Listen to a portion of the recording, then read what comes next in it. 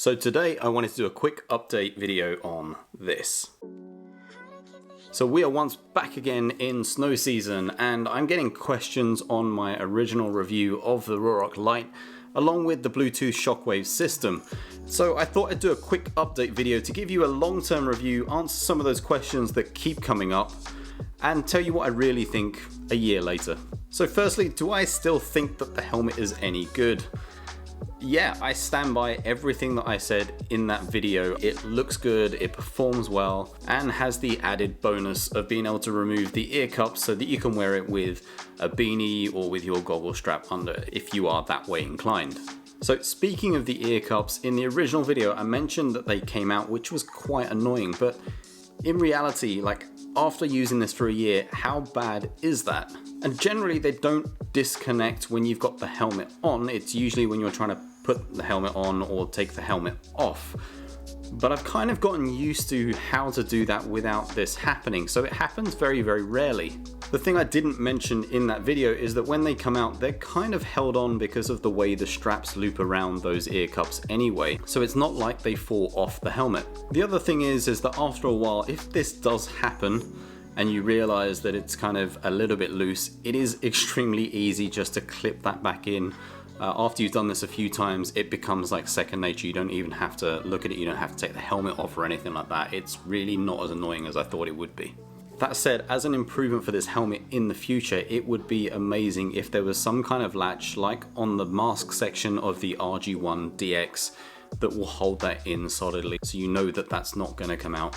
And as annoying as this could be for some people, and there were quite a few of you in the comments mentioning this, actually being able to take those off easily is such a huge advantage because it allows you to pack the helmet onto a bag. Without being able to remove these easily and fold this down, I wouldn't be able to store this on my rucksack as I do currently. Whilst we're on the subject of ear cups, let me talk to you about the Bluetooth Shockwave system and how that's held up after a year. So let me give you the not so good stuff first. So as I mentioned in my first video, there's a little rubber bung that isn't attached to the actual helmet that protects the USB-C port. At the time of making that video, I remember saying something about that's probably going to be lost at some point. Which means at some point I'm going to lose that. Well, a week later, I lost it.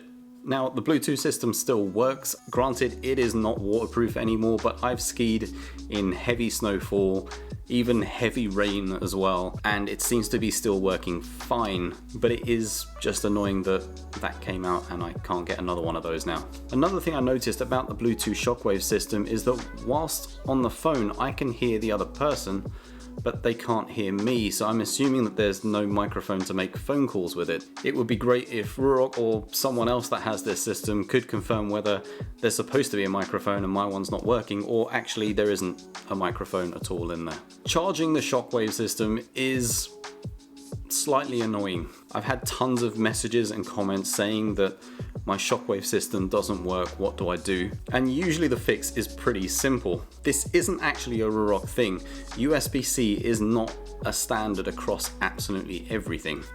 I have the same problem with my remote for my skateboards. I have the same problem with the battery charger for my Insta360 camera as well. You can't use a USB-C to USB-C cable to charge the system. It has to be a USB-A to USB-C.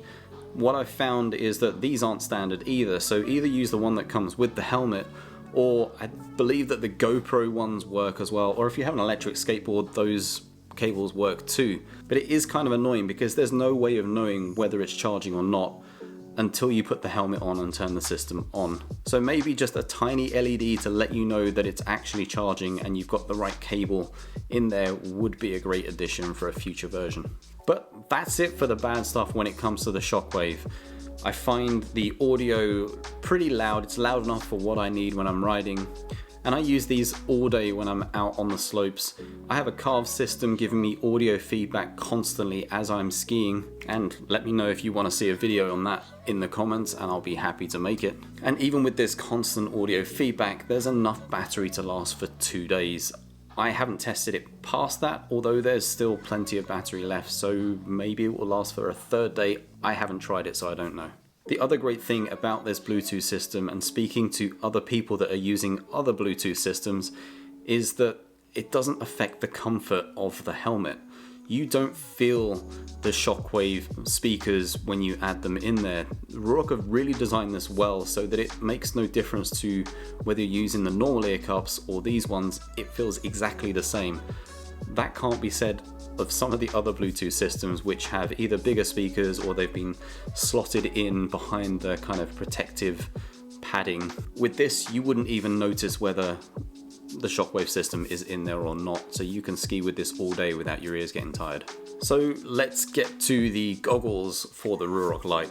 I've had a few questions about whether other goggles fit this helmet or do you have to buy the Ruroc Lite goggles? And the short answer is yes, most other goggles fit the helmet. Here's the helmet with a huge set of Anon M4s, which you've seen me do a head-to-head in a previous video. And this season I've been testing out the Oakley full line L, or if you bought them previous to this season, it would have been known as the XL. Same goggle, just different name. These are probably the biggest goggles that Oakley make, and they still fit the helmet fine. And as much as I don't use the Ruroc Lite goggles as much anymore, I still stand by what I said. They are the most breathable goggles probably on the market at the moment. I have not been able to get these to steam up, and I run really hot. I can't say the same for the Anons or the Oakleys, which I've managed to get to steam up like pretty quickly when I'm not moving. But my only comment for Ruroc is please work on that lens technology. If the lenses were as good as the Oakleys or the Anons, I would definitely be wearing these a lot more, because I still think that they probably suit this helmet better than anything else, and they look pretty cool. Something else about the helmet I didn't appreciate fully until recently when I was doing a 5-day ski camp with StompitTutorials. Go and check out them, I will leave a link below. It is so easy to remove the liner of the helmet, to wash it and then put it back in, so it's not like I'm rocking a stinky helmet for a few days. That didn't come out right. Let me try that again. So gone are the days when I don't wash the helmet liner for a few days. Now I just take it out at the end of the day, give it a wash, hang it up, and then in the morning we're good to go. Like 10-second job. And then I have something that is stink-free. Try not to say that again. So the big question is, would I buy this helmet again? Bearing in mind, I bought this with my own money. I didn't get a discount from Ruroc, they didn't send me anything for free. Would I buy this again? Yes, definitely. I think this helmet looks good, it performs well, and for me one of the biggest things is just about having enough venting to try and cool your head down, because I run very hot. I think some of the limited edition designs that work on the RG1 DX helmet don't necessarily work very well on the Ruroc Lite, so for me it's either the core black or white helmets that will probably get the most attention. I'm not going to go buying some of the crazy colors on this yet, unless they come out with something pretty cool. But yes, I would buy this again. I have no problems with this helmet at all, and that Bluetooth system, especially if you're using Carve or you like to listen to music, is an absolute winner for me. So I hope you enjoyed this video. If you've got any other questions about the helmet, the goggles, the whole system, or other goggles that I'm using at the moment, please let me know in the comments and I'll be happy to answer them. Until the next video, I will see you soon.